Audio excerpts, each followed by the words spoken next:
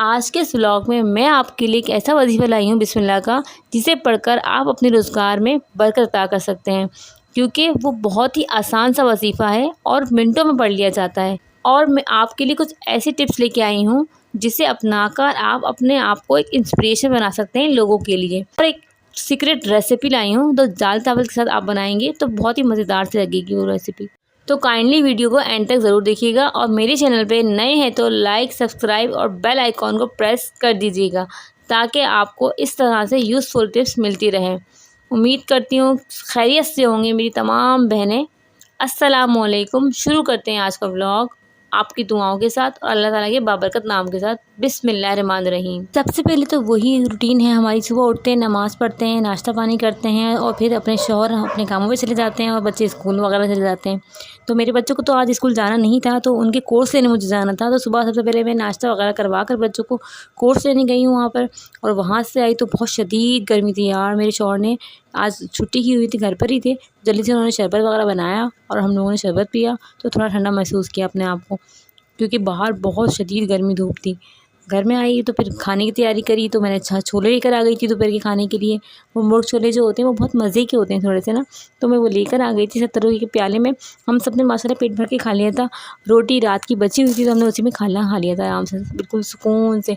और रात के खाने के लिए मैंने दाल चावल बना रही थी, क्योंकि मेरी अम्मी आ रही थी आज मेरी खाला के साथ, तो मैं दाल चावल बना रही थी आज। तो दाल चावल की रेसिपी मैंने आपसे शेयर की थी पहले भी और आज भी शेयर कर रही हूँ।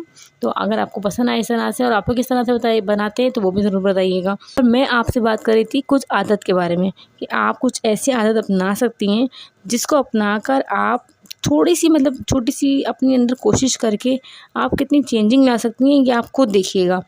सबसे पहले तो आप सुबह सबसे पहले उठें, यानी कि अर्ली मॉर्निंग आपने उठ जाना है। जब आप अर्ली मॉर्निंग उठेंगी ना रोज़ाना, अगर आप 1 महीने तक अपने अंदर ये आदत डालेंगी तो आप खुद देखेंगी कि हमारे अंदर क्या चेंजिंग है, आपको खुद महसूस हो जाएगा इंशाल्लाह। और दूसरी हैबिट मैं आपको ये बताना चाहूँगी कि हमेशा अपने बालों को कंघा सुबह उठते ही करा करें। जो मेरी बहनें उठकर पहले मुँह धोने के बाद बस किचन में घुस चली जाती हैं, तो उनसे मेरी गुजारिश है कि सबसे पहले आप उठें, अपने आप को 2 से 3 मिनट या 4 मिनट अपने आप को दे दीजिए, ताकि आप जब काम करें कोई भी तो आप मैनेजेबल रहें अपने आप में, खूबसूरत नज़र आएँ। जब आप खूबसूरत नज़र आएंगी कॉन्फिडेंट फील करेंगी इंशाल्लाह। तो इसी तरह से आपको करना चाहिए अपने लिए और आप करें। और तीसरी आदत मेरी ये है कि आपको हमेशा अपना ख़याल रखना है अपने डाइट के साथ, यानी कि हेल्दी डाइट लें। सुबह नाश्ते में फल फ्रूट, रात में दूध दही, इन चीज़ों का इस्तेमाल आपने लाजमी करना है। चौथी आदत मैं आपको ये कहूँगी अपनाने के लिए कि अपने आप से हमेशा सच बोलिए, यानी कि अपने आप को अगर आप सच बताएंगी ना हर बात, यानी कि यार कि किसी ने अगर आपका दिल दुखाया भी है तो भी सच बोलें कि यार हाँ उसने वाकई में मेरे साथ ऐसा किया है। और अगर किसी ने नहीं भी दुखाया तो उसको भी मानिए कि नहीं वो ऐसा नहीं है, उसने नहीं किया है ऐसा, यानी कि दूसरों की बातों पे नहीं आ जाएं। अपने आप पे यकीन रखें कि आप सच कह रही हैं, सच करती हैं और सच का ही साथ देती हैं। तो इसलिए अपने ऊपर हमेशा यकीन और पूरा एतमाद रखें अपने आप को, ताकि आप सामने वाले के सामने सही से बात कर सकें। और 5वीं और आखिरी आदत आपने ये अपनानी है कि हमेशा दूसरों को रिस्पेक्ट देनी है। मिसाल के तौर पर अगर आपके पास बहुत से ऐसे लोग होते हैं जो आपको अच्छे नहीं लगते, तो आपने अपनी नज़रों से अपने लिए उनको इज़्ज़त देनी है, क्योंकि इज़्ज़त देने से बदले में भले वो आपको रिस्पेक्ट ना दें, लेकिन आपका इम्प्रेशन उनके सामने ऐसा हो जाएगा कि जैसे वाकई में कहते हैं ना चांदी के सामने सोना, तो इसी तरह से आपका इम्प्रेशन उनके सामने हो जाएगा कि आप सोने के मानद उनके लिए हो जाएंगे। और मिसाल के तौर पे भले वो दिल में आपके लिए कोई भी उबस रखते हैं, लेकिन उस वक्त वो कुछ नहीं कर पाएंगे, कुछ नहीं कह पाएंगे आपको। तो मेरा तो यही कहना है कि बड़ों के लिए चाहे छोटे हों या बड़े हों, तो उनके लिए आपने हमेशा दूसरों के लिए रिस्पेक्ट रखनी है अपने दिल में। जब आप उनके घर जाएं या किसी से आप मुलाकात करें तो सबसे पहले सलाम करें, सलाम का उनके जवाब दें। कोई आपसे मिलता है उससे अच्छे से मिलें, उससे क्लोज़अप रहें हमेशा। और जो आपका ख्याल रखते हैं उनके साथ तो हमेशा आपने ऐसा ख्याल रखना है उनका कि बदले में वो ये सोचें यार वाकई में मैं इससे डबल ख्याल रखूं।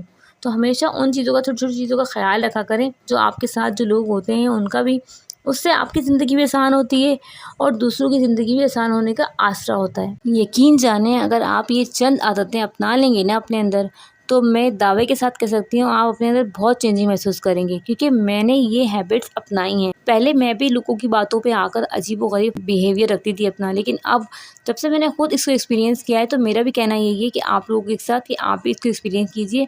अपने बालों को, अपनी रूटीन को, अपनी डाइट को, अपने आप को अच्छा और मोटिवेशनल बनाइए, ताकि लोगों से आपको मोटिवेशन मिले और आप हमेशा हंसते और मुस्कुराते रहें। लोगों के लिए आप एक इंस्पिरेशन बने, ना कि किसी के लिए आप डिग्रेड होने का एक सबूत हासिल करें कि यार हम तो ऐसे हैं तो ऐसे बन रहे हैं।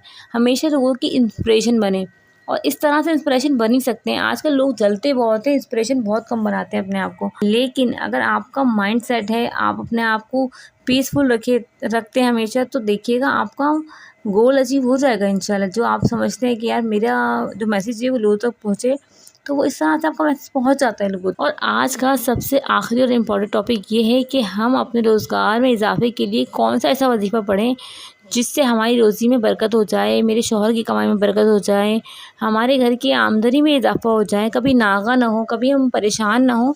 तो ऐसा क्या करें हम लोग? तो मेरी वो बहनें जो मेरी वीडियो देख रही हैं उनसे मेरी गुजारिश है, सिर्फ बिस्मिल्लाह का एक छोटा सा वजीफ़ा है जिसे पढ़कर आप हमेशा अपने आप को पीसफुल रख सकती हैं। अपनी रोज़ी रोज़गार में, अपनी कमाई में शौहर की बरकत ला सकती हैं। करना कुछ यूँ है आपको कि हर जुम्मे के दिन सिर्फ 100 मरतबा अव्वल आखिर दुरूद पाक पढ़ना है, 3 मरतबा, और 100 मरतबा बिस्मिल्लाहिर्रहमानिर्रहीम का विर्द करना है। और बिस्मिल्लाहिर्रहमानिर्रहीम जब 100 बार कंप्लीट हो जाए तो 7 मरतबा या रब्बना या रब्बना या रब्बना कहना है। ये कहेंगे और आपका वजीफ़ा कंप्लीट हो जाएगा इंशाल्लाह। और फिर अपने हुसूल रिज़्क़ के लिए अल्लाह पाक के आगे गिड़गिड़ा कर दुआ कीजिए और रोइएगा ज़रूर, ताकि अल्लाह पाक को आपका रोना पसंद आ जाए। मैं ये वजीफ़ा हर जुमे को पढ़ती हूँ अपने घर में रोज़ी रोज़गार की बरकत के लिए, तो मैंने इससे हमेशा फ़ायदा उठाया है। तो आप भी इसको एक बार आज़मा कर, यानी कि 1 महीने तकरीबन आज़मा कर ज़रूर देखिएगा, आपको खुद ब खुद चेंजिंग होगी। और अल्लाह के नाम में तो हमेशा बरकत ही होती है, ये आप सब लोगों को पता है कि कोई सा भी नाम ले लीजिए, लेकिन बिस्मिल्लाहिर्रहमानिर्रहीम में जो ताकत है ना, वो हम लोग नहीं जानते। क्योंकि जो काम अल्लाह के नाम से शुरू होता है, कहते हैं ना, जो बड़ा मेहरबान निहायत रहम करने वाला है, तो अल्लाह ताला निहायत रहम करने वाला है। तो रोज़ी रोज़गार की बरकत के लिए इससे अच्छा वजीफ़ा और कोई हो ही नहीं सकता। तो प्लीज़ आप लोग इसको अपनी रूटीन में शामिल कर लीजिए। सिर्फ जुम्मे के दिन आपने 100 मरतबा, ना ज़्यादा ना कम, सिर्फ 100 मरतबा पढ़ना है जुम्मे के दिन आपने। और आप लोग ये जो देख रहे हैं, मैंने बनाए हैं मिर्चें, ये सीक्रेट मिर्चें हैं इंग्रेडिएंट्स के साथ, ये इमली, नमक और मिर्चें, इसको मिलाकर जो बनाते हैं ना हम लोग, बड़ी मज़े की बनती है। ऐसे में आप भी इसको ज़रूर बना के देखिएगा। दाल चावल के साथ इसको खाने में बहुत मज़ा आता है, बहुत मज़े की होती है ये। और ये थी मेरी आज की छोटी सी टिप्स और छोटी सा वीडियो और व्लॉग।